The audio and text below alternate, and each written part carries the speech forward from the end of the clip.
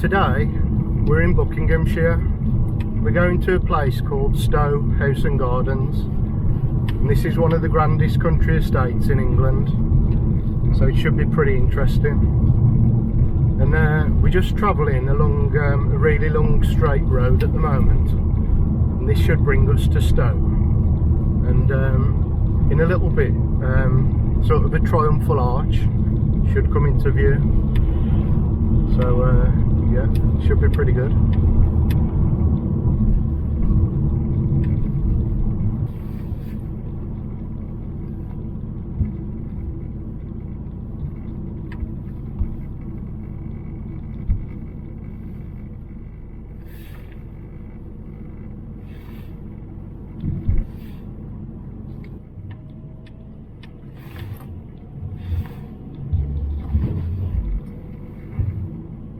So you should see the arch coming into view shortly,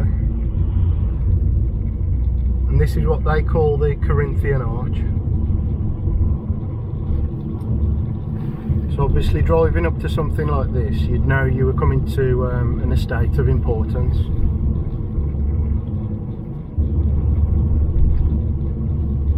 And apparently this is actually 18 metres tall. Now I think we have to turn right here, but you can imagine at some point that was probably used as a main drive towards the house.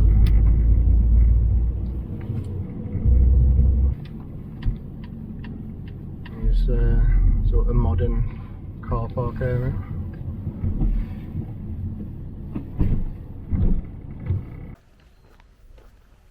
Right, so we're just about to enter the gardens now.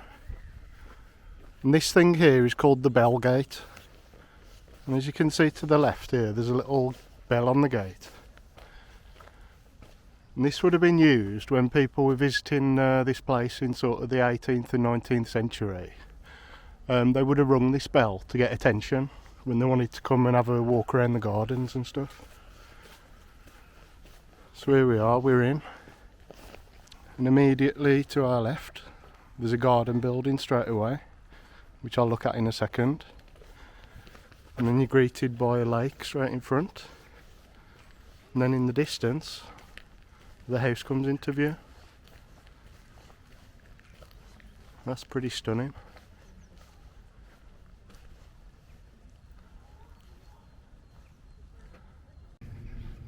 So I think what I'm going to do is I'm going to explore a little bit of the gardens and then go up to the house. And then after I've been in the house, we'll explore the rest of the gardens.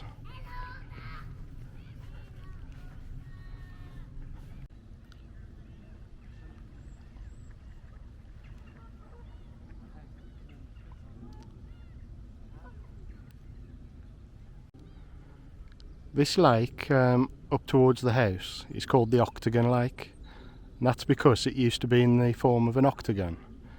But later on the gardens were redesigned in a more naturalistic way, so the shape was adjusted at that time.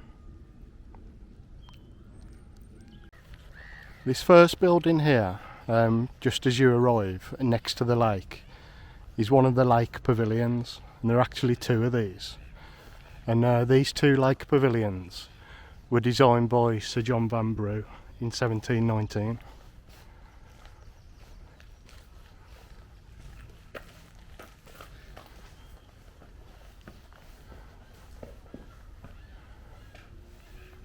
And the detailing on these lake pavilions is neoclassical.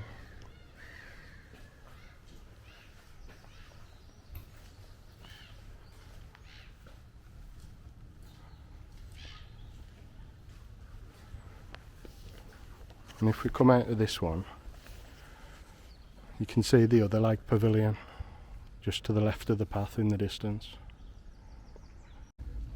And when designing these gardens, a lot of care was taken to provide good vistas. So I'm just by one of the lake pavilions now, and right in the distance you can see a Gothic temple. I'll just zoom in a little bit.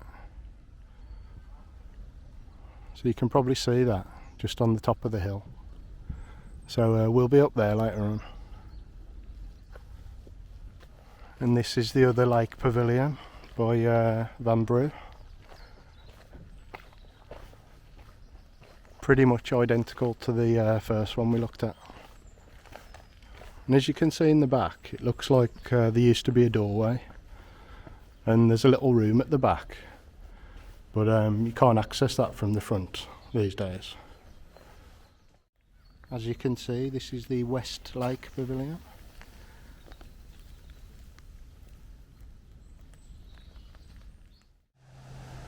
A lot of the features here in the gardens are Grade 1 listed, and the historian Christopher Hussey described the gardens here as the outstanding monument to English landscape gardening.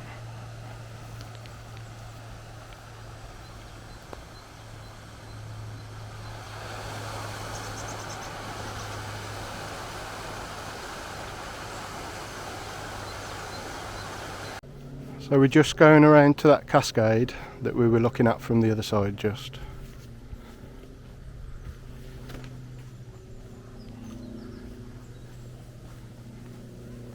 And this little area is known as the Artificial Ruins and Cascade.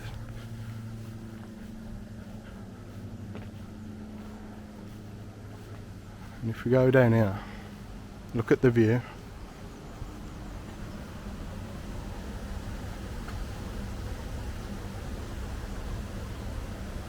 And that's known as the 11-acre lake.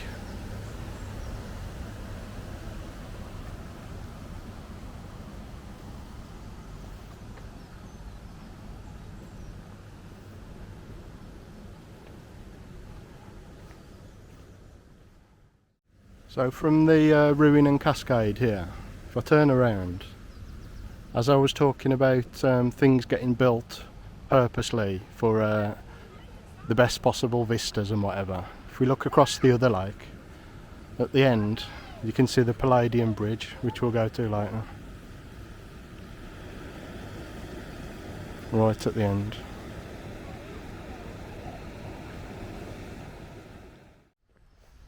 This next little feature we're coming up to now is called the Hermitage, and this was designed around 1731 by William Kent.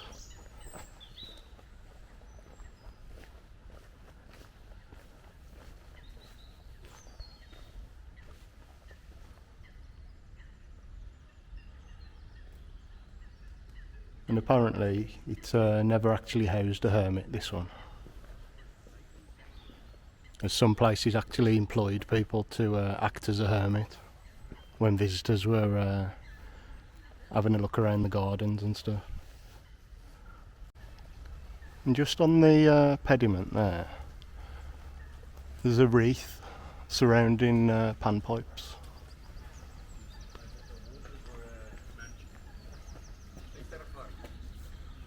And again, if we look from the Hermitage, there's another vista, and you can see the rotunda opposite. So if you were relaxing in the Hermitage, you'd be able to see the rotunda in the distance up there. So it's all cleverly designed.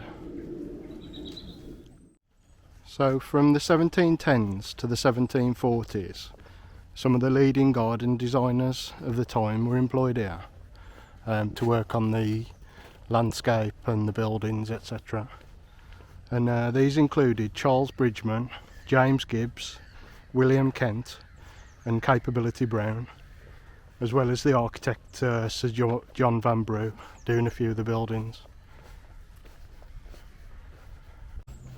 This next building we're going to look at is called the Temple of Venus, and this is dated 1731, and this was also designed by William Kent.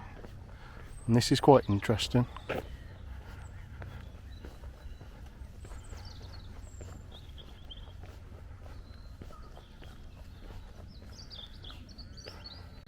And this quite substantial building takes the form of one of Palladio's villas.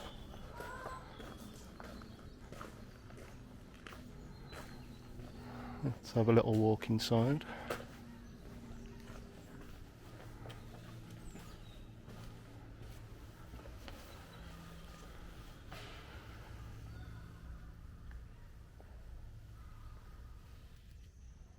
This is from the rear of the building.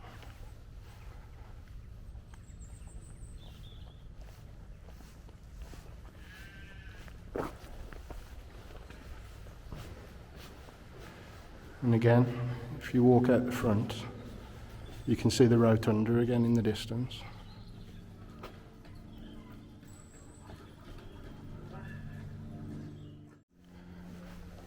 The centre of the ceiling in here apparently used to have a naked painting of Venus, the goddess. And then the smaller compartments were painted with a variety of intrigues, which is interesting. And the ceiling frieze inside had the inscription, "Let him love now who never loved before. Let him who always loved now love the more."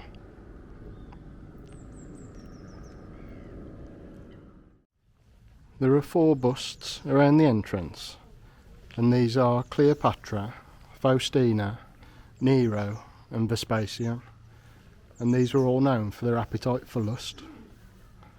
So it seems like this was sort of the secret little love area.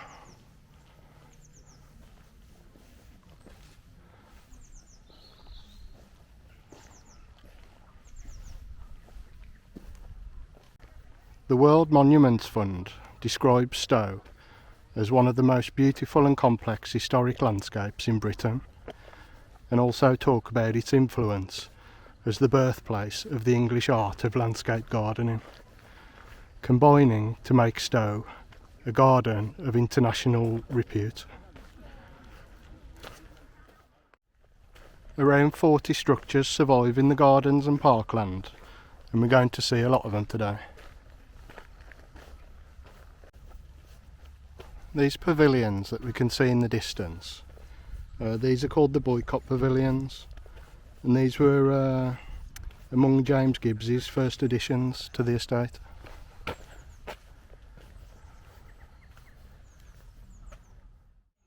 These were built in 1729 and 1734, and Capability Brown and his family actually stayed in one during his time working on the estate.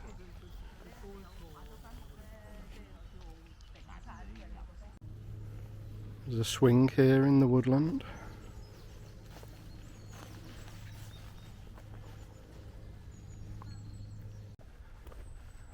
This sculpture here is called the Roman Wrestlers.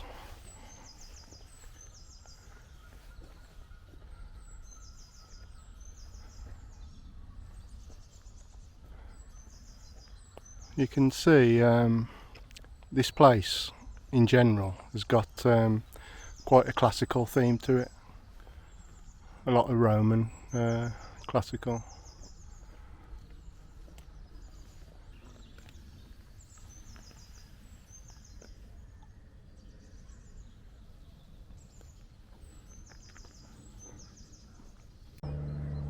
This next feature here is the statue of Queen Caroline.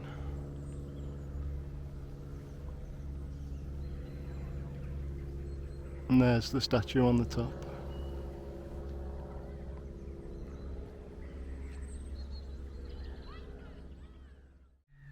This was created in around 1726, and apparently it was probably designed by Sir John Vanbrugh. And if you look, it stands on a little mound, and that was where there used to be an ice house under that mound.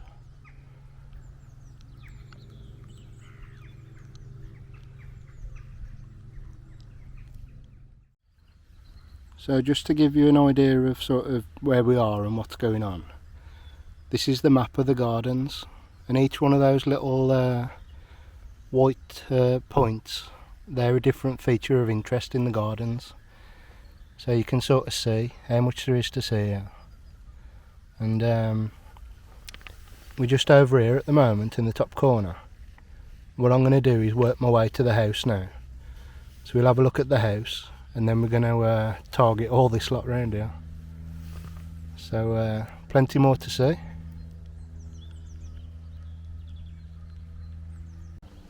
Here we are at the next feature, the rotunda, and this is the one we've been able to see from a couple of features already in the distance.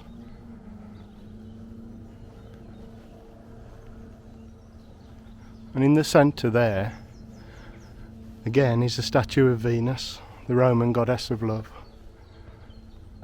coloured in gold.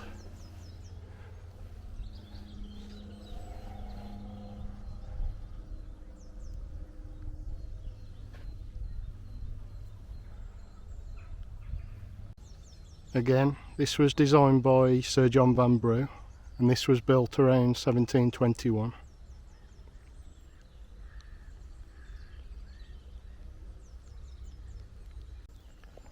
There are 10 columns surrounding the statue and supporting the roof structure.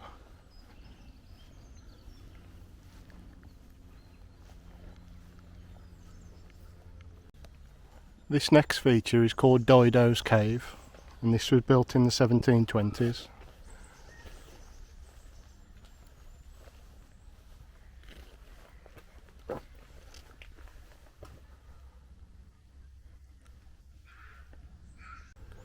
And if we look carefully, you can see where the original stone face has been covered with some sort of rustication in the past, but bits of that have fallen off now, so you can see sort of the workings of how they did that.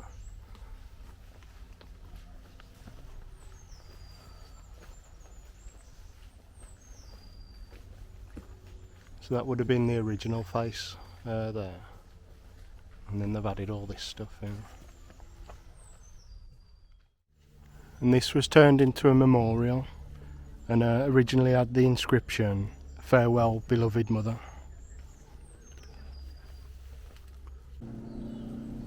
So here we are at the south front of the house. This is sort of the garden facing front, and this stretches over 460 feet. It's also said to contain around 400 rooms, which is pretty astonishing really. I'm sure I read somewhere years ago that this was one of the longest facades of a private house in the country.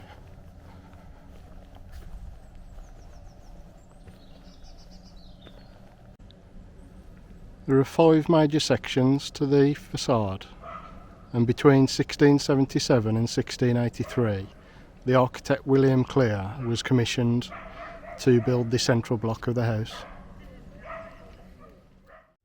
From the 1720s to 1733, under Viscount Cobham, there were more additions to the house, such as the rebuilding of the north, east and west fronts. After Vanbrugh's death in 1726, work continued under William Kent.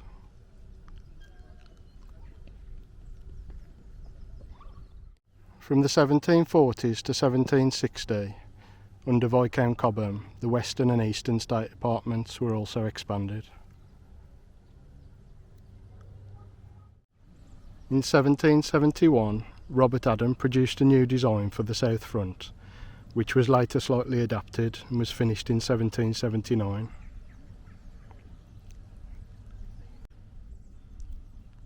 At the same time, the final remodelling of the north front was taking place.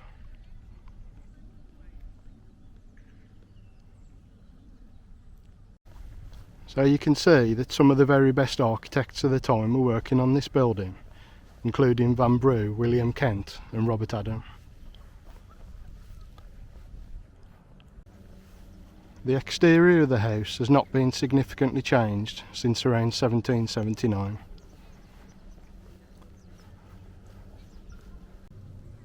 I've just counted and I can see around 30 columns running along the whole of the facade.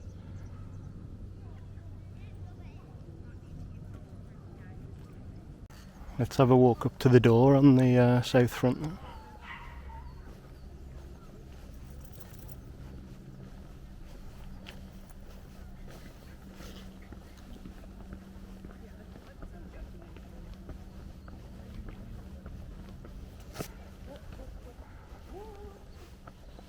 Apparently there are 33 steps running up here.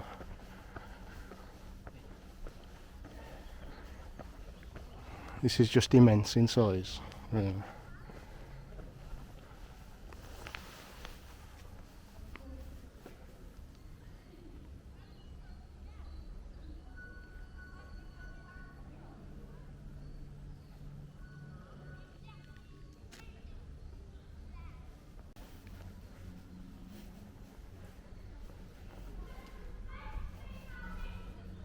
You might be able to see in the distance that triumphal arch right down the centre.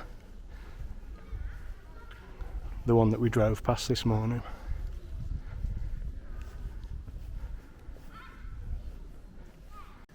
So it is quite far, but you might be able to see the lake, and then just beyond that there's the lake pavilions and then the triumphal arch.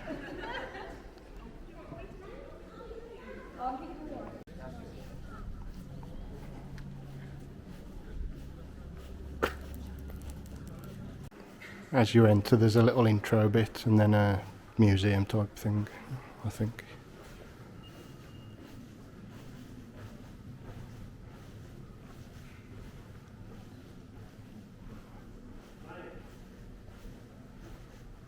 I'm actually in the basement of the house at the moment, and they've got some sort of art exhibition on by someone called David Wynne, I think.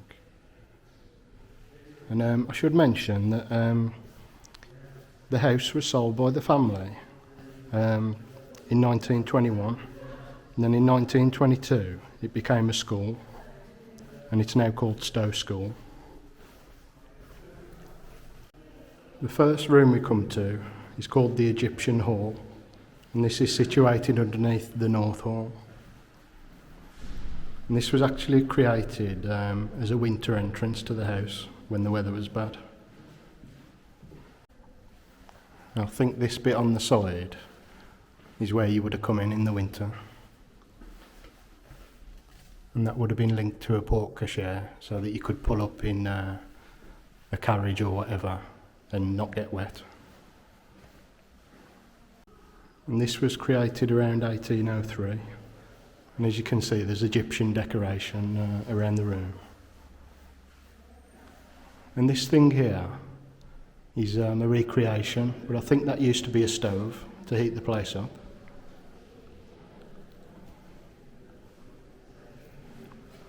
I think these steps will take us up to the North Hall.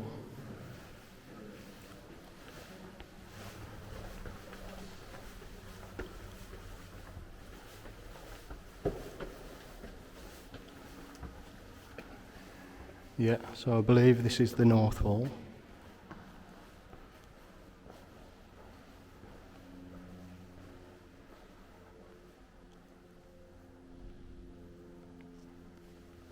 And if we look over here, this is the north front of the house. So there's a garden out there, or I think it's a cricket pitch actually at the moment. The ceiling was created by William Kent, and if you could look closely you would see that it sort of imitates a mosaic.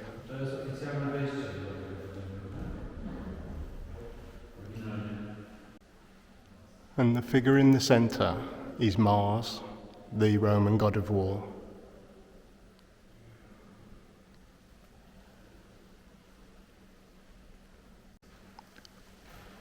This relief up here shows the Emperor Claudius. And this one here is a marble relief featuring Alexander the Great.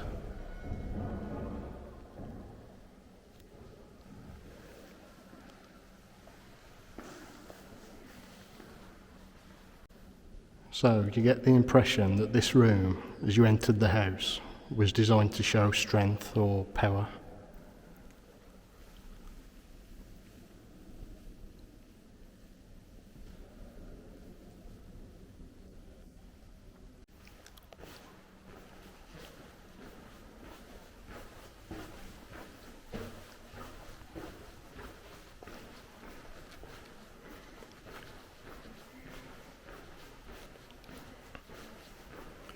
think we're coming up to the anti-library now.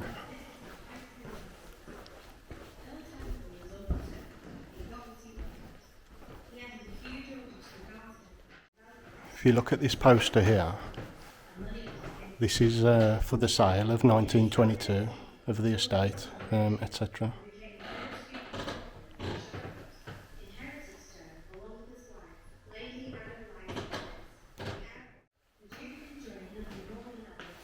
You can see that this is used by the pupils of the school now.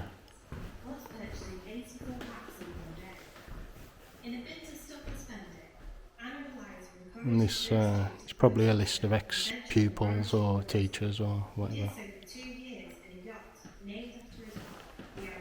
And I'm guessing it shows what university they went to after they left here. You can see that most of them are Cambridge and Oxford.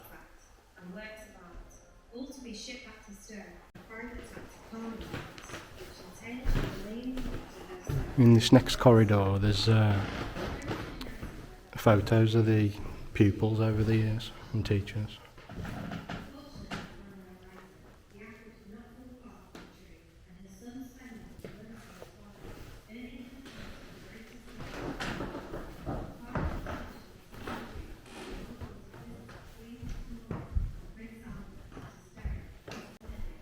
And this next room is the Blue Room.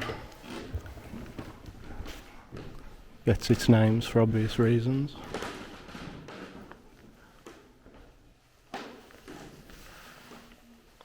Another gorgeous ceiling.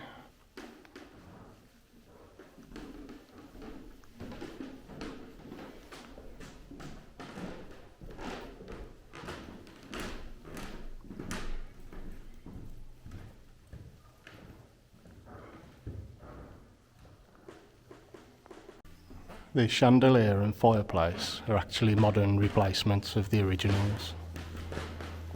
They probably would have been sold in one of the sales that the family had. And this looks over the garden, the south front.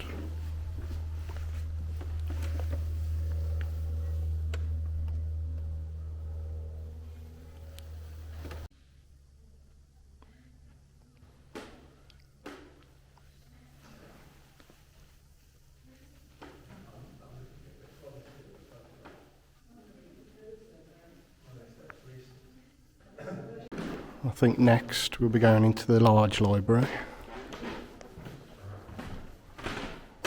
And it is large. That's an impressive library.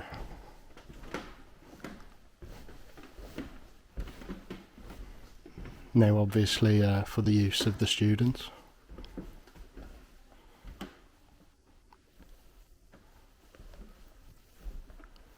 Oh look, Milton, poet.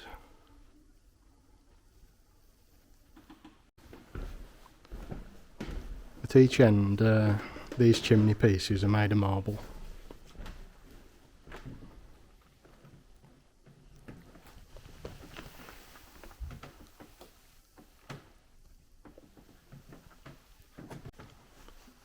The bookcases are made of mahogany. And on the lower walls there are actually 500 shelves. And they actually have the original wire grills here, still in place.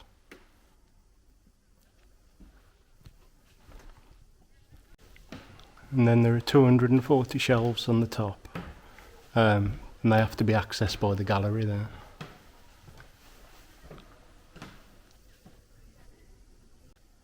And again, very impressive ceiling.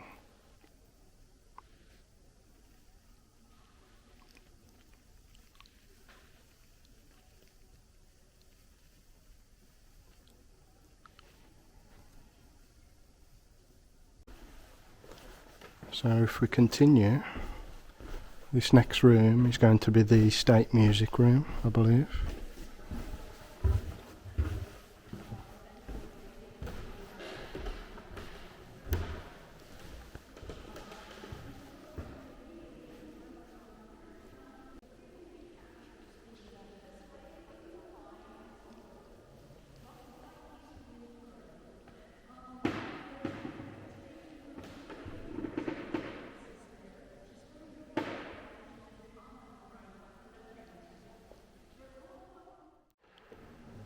gilt decoration on the ceiling.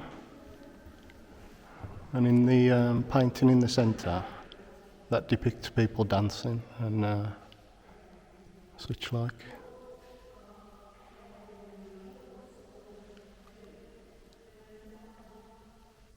The fireplace is marble, and as you can see there's some decoration of musical instruments and stuff like that, in keeping with the room.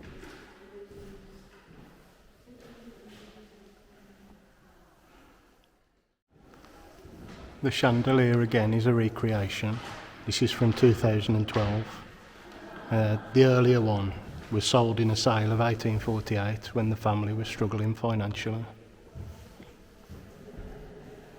And you'll probably find quite a few things here that are recreations of what was originally here.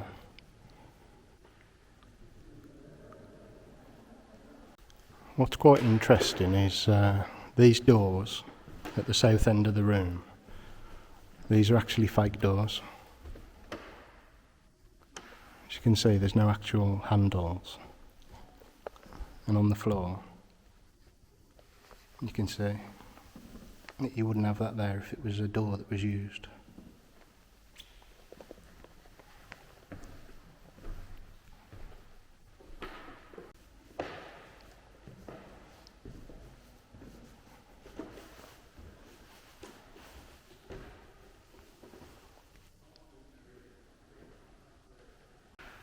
The next room is going to be the Marble Saloon, and this is one of the most impressive rooms in the whole house.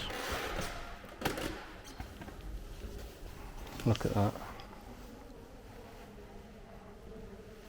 Absolutely amazing.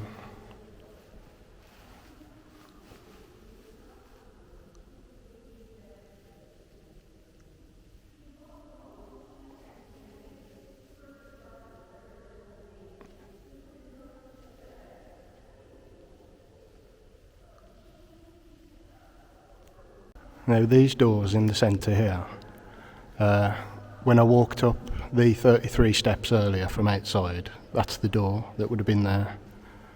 So you can imagine walking out of this room straight onto the garden front. That would have been pretty impressive. And this room is said to be based on the Pantheon in Rome. There's 16 columns that go around this room, and they're made from red scagliola.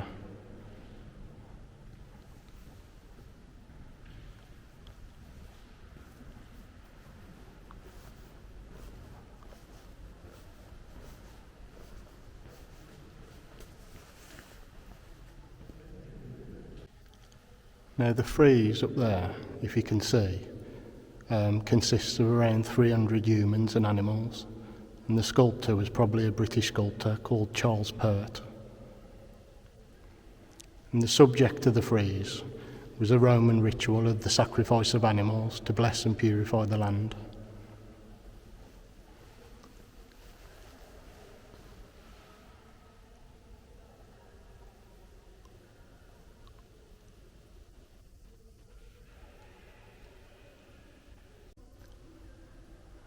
The domed ceiling is actually 17 metres high. And you might have noticed, but this room isn't actually perfectly round. Is elliptical the right word? Possibly.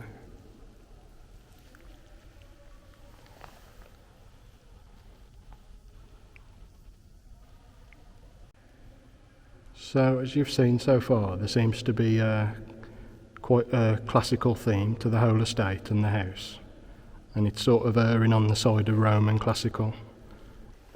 And the floor is made of Carrara marble.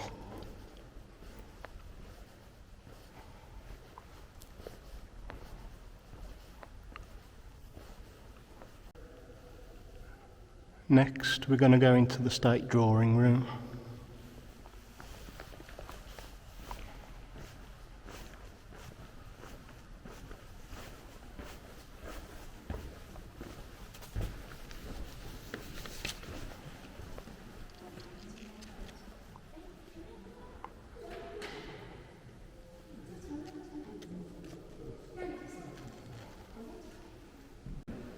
The ceilings are magnificent in this place. The gilt decoration.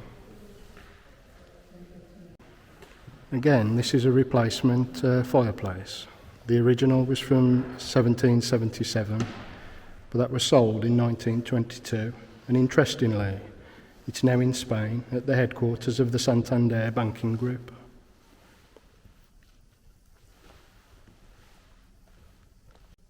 At the south end of the room, we've got these Corinthian columns, and these are actually made of wood.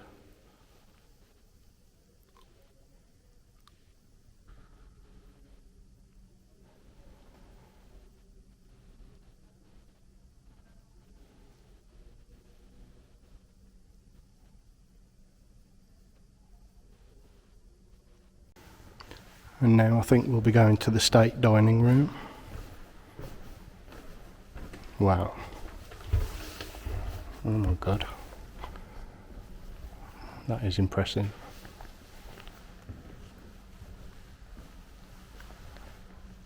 Crikey.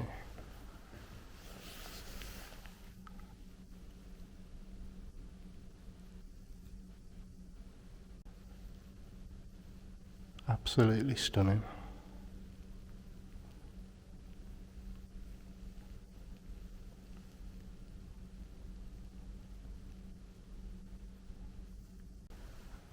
I think this room was also a victim of one of the great sales that the family had when they were struggling for money.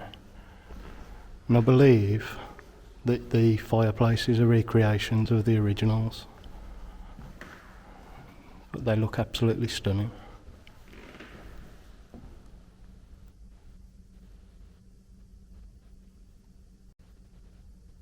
And I think the tapestries have also been very well recreated.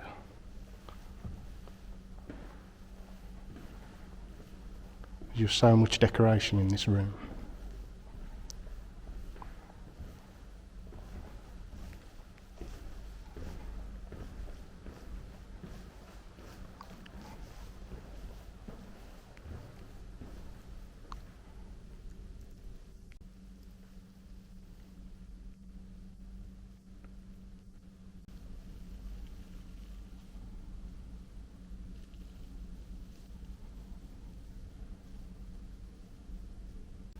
Looks like the school kids have the dinner in here now. Not bad, eh?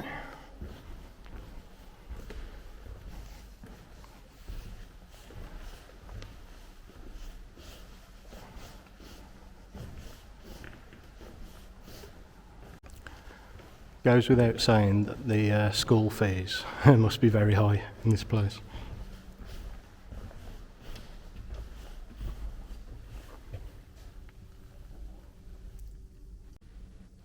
I heard an interesting anecdote on the radio once mentioning Stowe, and it was a cricketer being interviewed, and he said he come to play a game at Stowe once, and an helicopter landed, and it was actually just someone dropping one of the kids off at school for the day. So that's the type of school you're dealing with here.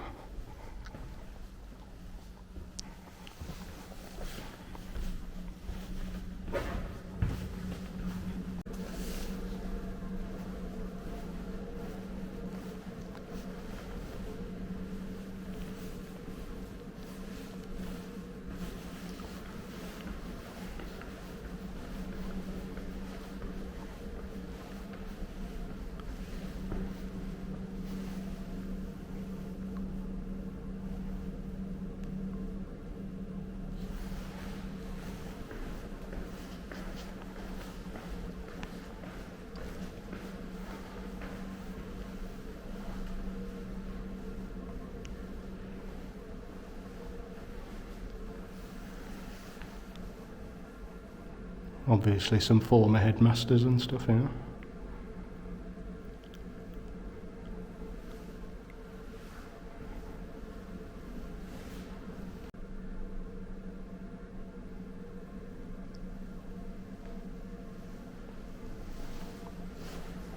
And I think that's pretty much all the rooms that we can see today. So See if this is the way out. So going back below stairs.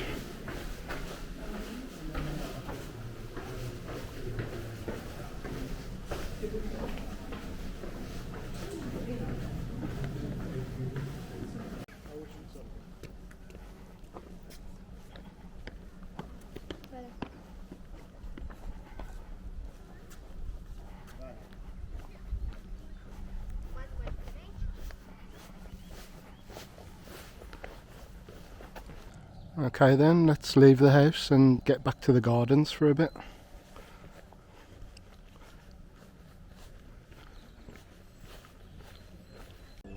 The next feature is King George II's column. This was designed by John Vanbrugh in the 1720s.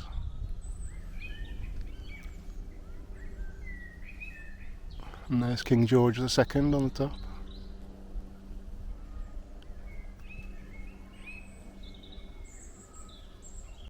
As you can see, that's not too far from the house really. You can see the house in the background.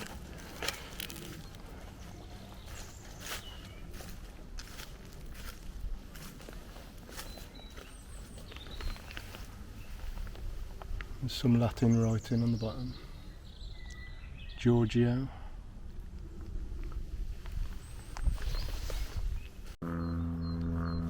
Just crossing the lawn now between the house and the lake. Heading to the next little feature, which is down here in this little clearing.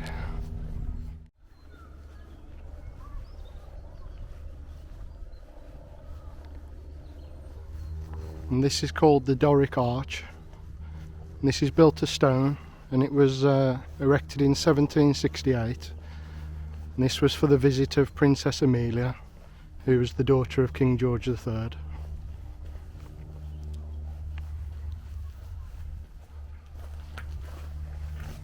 If you look straight ahead after coming through the arch, again we've got a carefully planned view, and you can see the Palladium Bridge in the distance.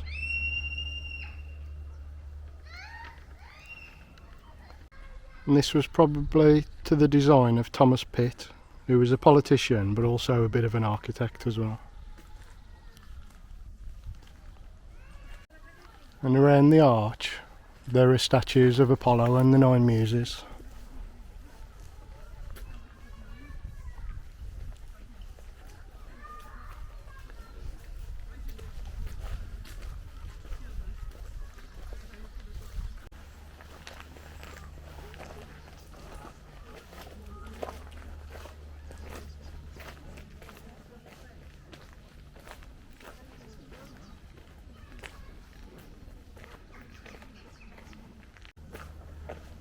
And just down this path we have this Gothic cross. This was originally built in 1814 from Codestone.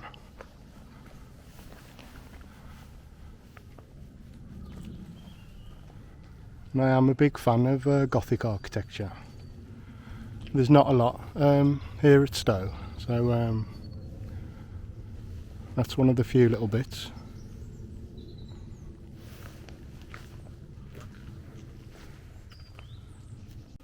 And this was actually destroyed by a tree in the 1950s, but in recent years it's been recreated. And that was by a company called Cliveden Conservation.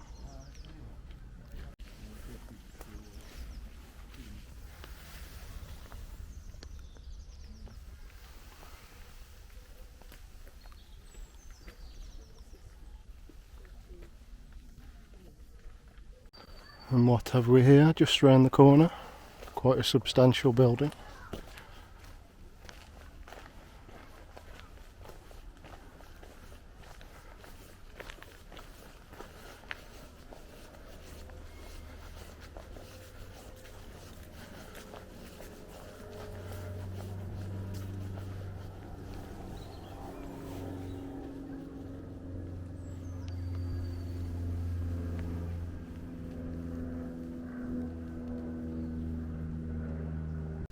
This is the Temple of Ancient Virtue, built in 1737 to the designs of William Kent. Let's go and have a look.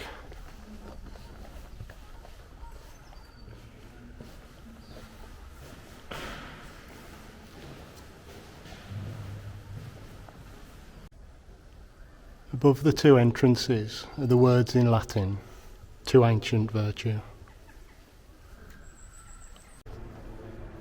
Inside are four ancient Greeks who Lord Cobham believed embodied the virtues lacking in the public figures of his day.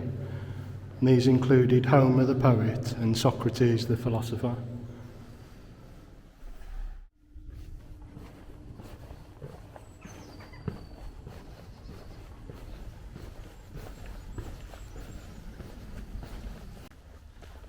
And then in the woods just up from the temple and up towards the house, we have a church called St Mary's Church.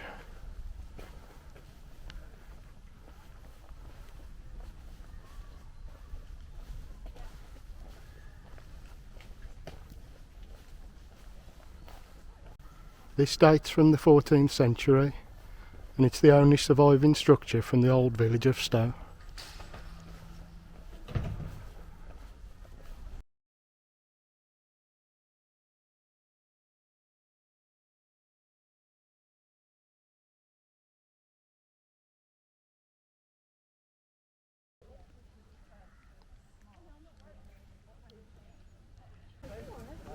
This feature is called Grenville's Column.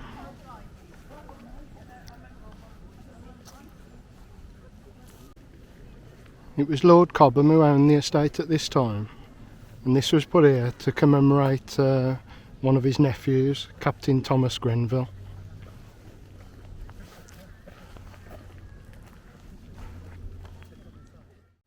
He was killed in 1747 while fighting the French. The design is based on an ancient Roman naval monument called a rostral column. That's a column decorated with the prows of a ship sticking out from the main shaft. That's the pointy bit that sticks out from the front of a ship. And you can see them sticking out from the side there, the 6 of them going up.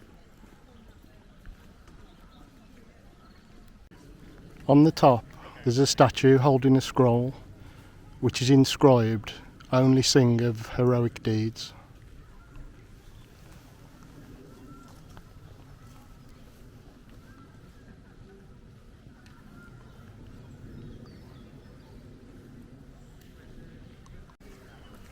And there you can see the symbolism for the navy and stuff.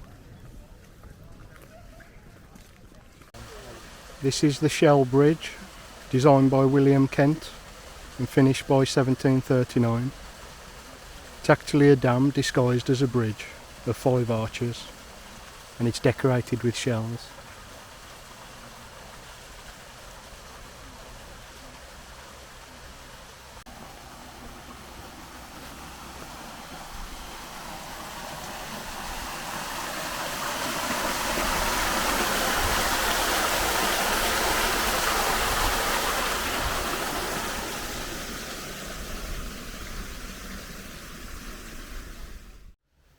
This is the Temple of British Worthies, and this was designed by William Kent and built in 1734 and 1735.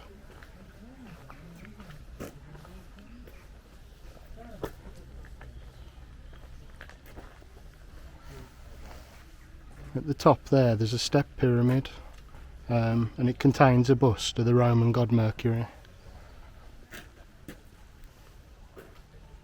The people depicted in the busts were people who Lord Cobham considered a British worthy.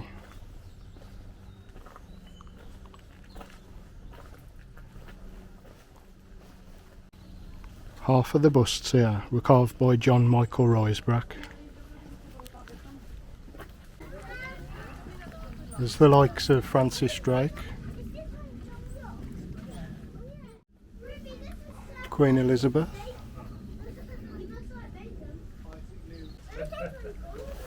King Alfred. the poet John Milton.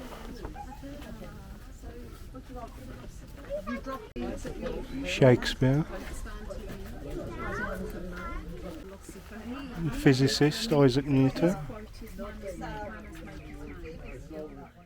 This was said to be part of Lord Cobham's protest against the Whig Prime Minister, Sir Robert Walpole. And from here you can see the Temple of Virtue that we were at not long ago.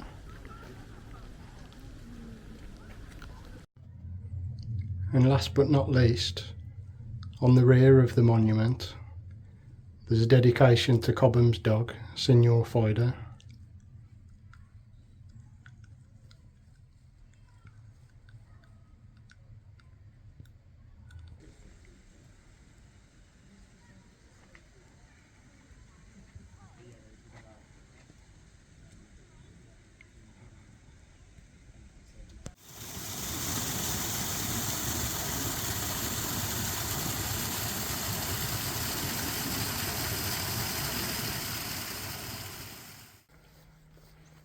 This is known as the Marquess's Urn.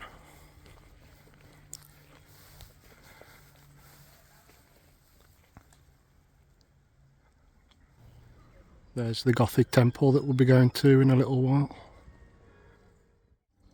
This is the Four Seasons fountain, and this was probably built around 1805. And spring water actually runs from this.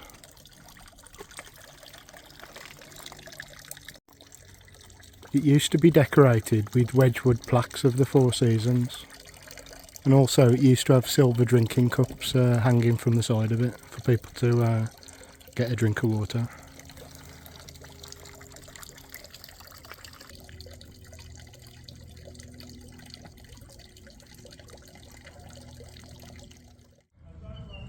This is the Grotto, and this was probably designed by William Kent and built in the 1730s.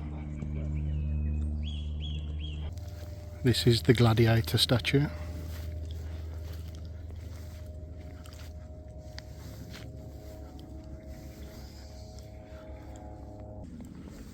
This is the circle of the dancing faun.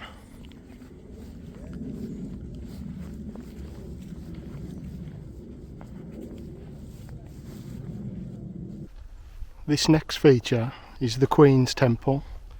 This was originally designed by James Gibbs in 1742. This was built for Lady Cobham to entertain her friends, and it actually faces Lord Cobham's Temple of Friendship down at the bottom of the hill.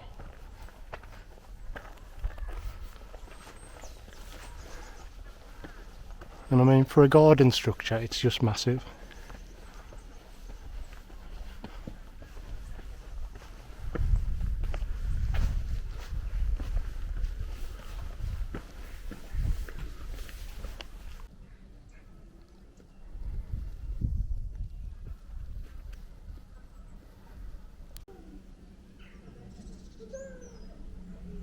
I think those are Corinthian columns.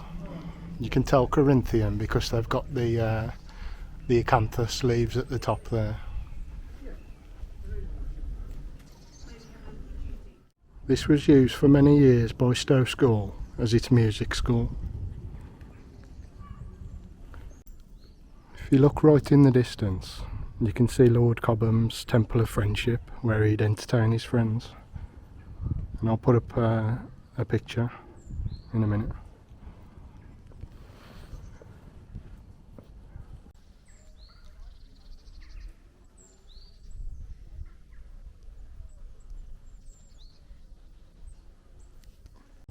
And that's it from the rear.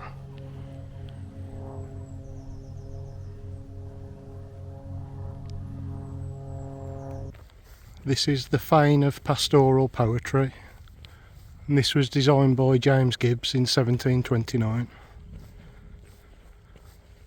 And you can see an obelisk in the distance through the middle of here. So this was carefully planned, obviously, again.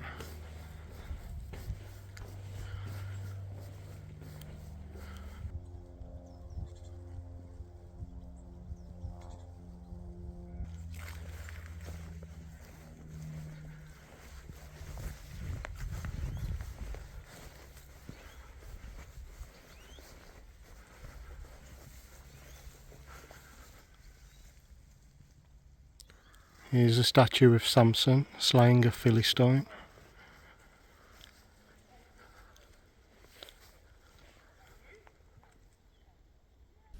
The next feature we'll be going to is the Temple of Concord and Victory, which is that building up there on the top of the hill.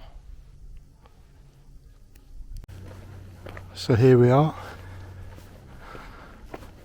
another massive garden structure.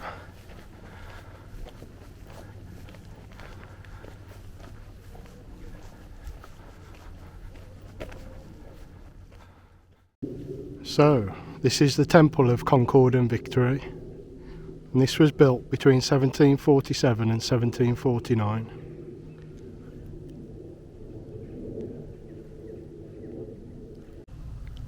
The pediment up there contains a sculpture by Peter Shamakers of 4 quarters of the world bringing their various products to Britannia.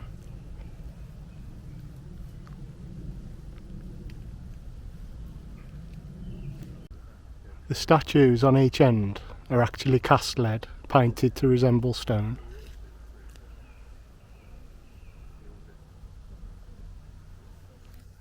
Let's go and have a walk up the steps. I mean, look at the size of this.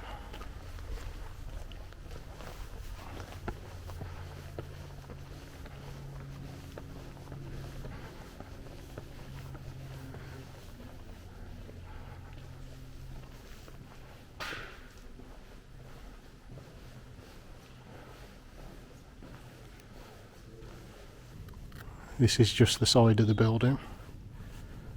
And the central building is surrounded by these columns here, and there's 28 of these in total apparently.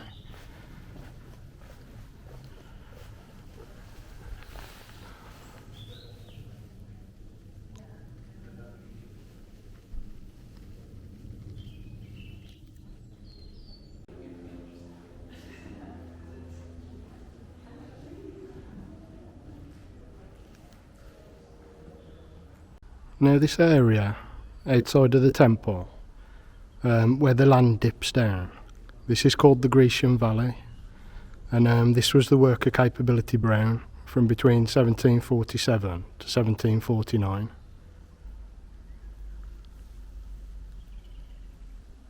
Around 18,000 cubic metres of earth was removed by hand by 500 men, and basically the intention was to create a lake in this area. But as you can see, that never happened.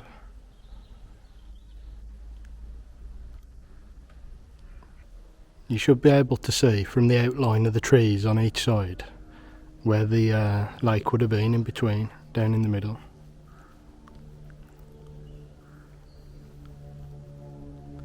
And if you look in the distance, they've created another view to another column, and I think that's Lord Cobham's column in the distance. And I'll get a picture up so that we can see what it looks like from here.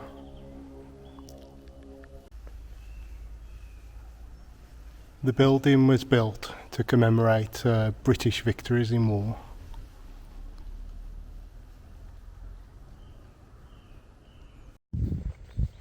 Here we are, coming up to Lord Cobham's monument.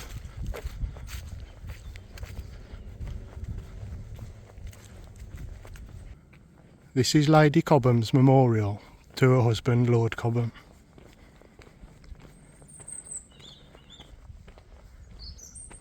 And this is the tallest structure in the gardens, rising to 104 feet. This was built around 1748, and it was probably designed by Capability Brown, adapted from a design by James Gibbs. On the corners there are code stone lions holding shields. And if it wasn't locked, you'd actually be able to walk right to the top of there.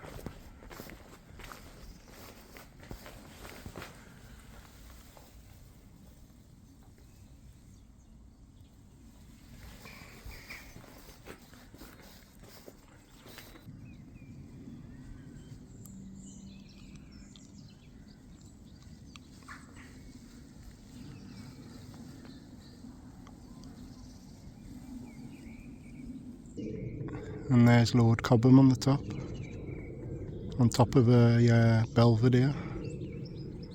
You can imagine you'd have great views of the estate from up there. It's starting to get dark now, I've been here so long. There's just so much to see. And what's this next feature up here? This looks like the Gothic temple. You can just see the shape coming through the trees. So this is the Gothic temple, designed by James Gibbs and completed about 1748. This is the only building in the gardens built from ironstone. All the others use a creamy yellow limestone, as we've seen. And there's a nice cedar of Lebanon tree just next to it, which is nice. The building was actually used in the 1930s by the school as an officer training corps armoury. It's now available as a holiday let through the Landmark Trust, if you fancy that.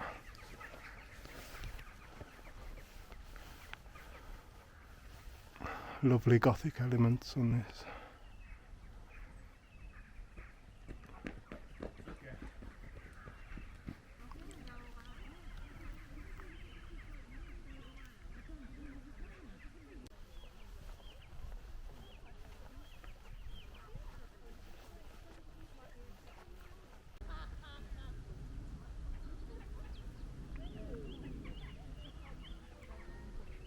Here we are at another one of the crowning glories of the gardens. This is the Palladian Bridge.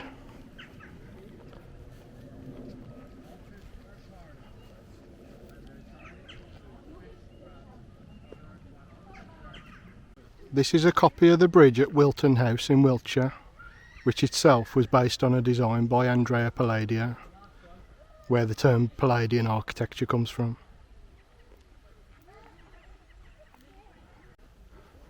There's also a similar one at Hagley Park, which you might have seen if you watched my Hagley Park video a while back. These are just beautiful, aren't they? Let's go for a walk across. The bridge at Wilton, however, is a footbridge, but this one at Stowe was actually designed so that you could get horse and carriages across.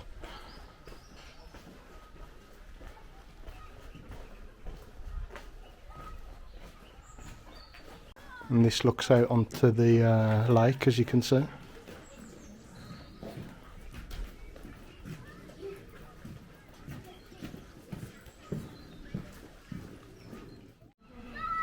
There's even a reasonably elaborate ceiling here as well.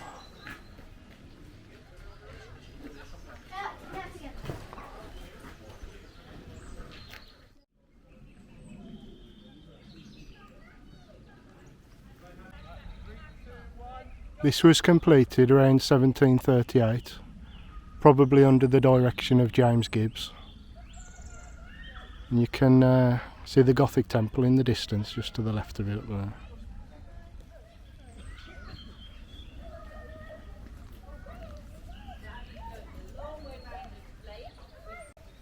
Beautiful. It actually looks nice in the last bit of the daylight. Quite nice reflections on the water as well.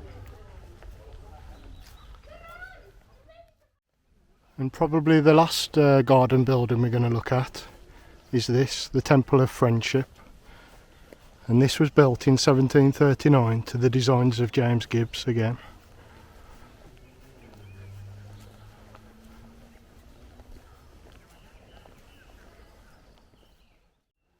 This was badly damaged by fire in 1840 and it remains a ruin to this day. Let's have a little look inside.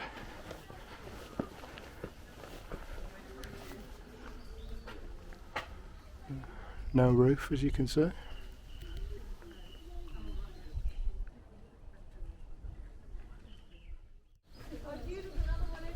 This is to the side of the central room.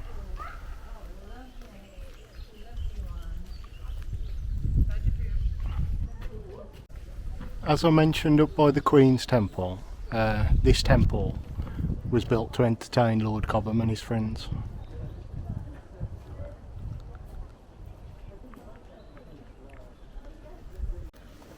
This is the other side.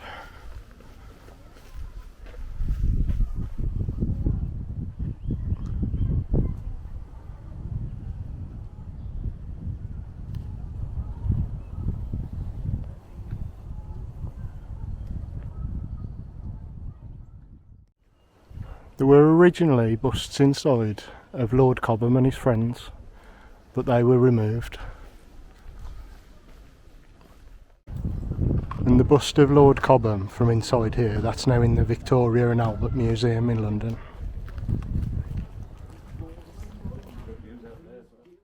From here in the distance you can see the Palladian Bridge, the Gothic Temple and the Queen's Temple in the distance.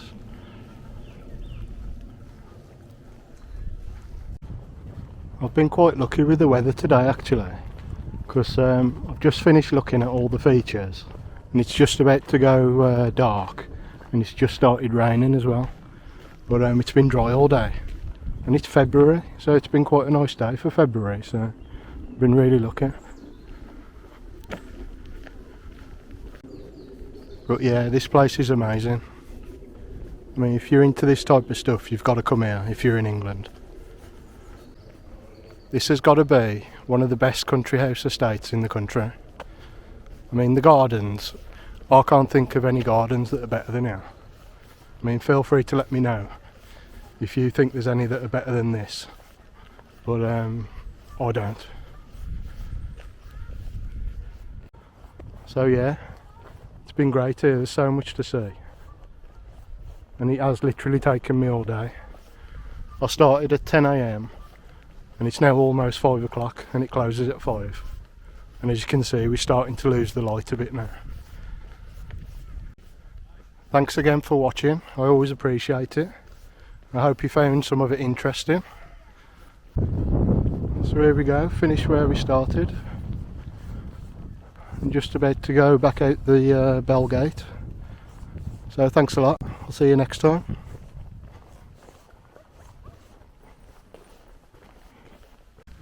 Here's that triumphal arch that we saw on the way in.